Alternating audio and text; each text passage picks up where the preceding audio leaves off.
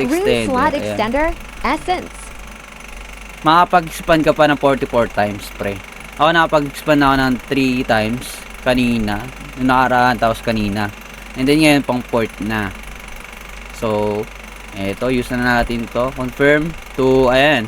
Use rune slot extender, extend essence rune slot from 19 to 20. Item will disappear after use. So, nag-disappear na siya. So, check na natin yung soul ability. Ayan. So, from 19 naging 20 na. So may 2 slot ka na for rune essence. So magsasalpak tayo dyan ng dalawa. Ignore resist crit damage use. Kailangan AP. Yung AP is nandito par. Ayan yung AP. Ayan. So yun ang requirements para maggamit. 310. Bang. And then 310 ulit. Another ignore resist skill amp. Damn. So we have here soul ability. Ayan, meron na tayong ignore resist crit damage and ignore resist skill amp. So nandyan isa. Pwede naman natin i-up yan, kaso kailangan natin ng 312 na AP.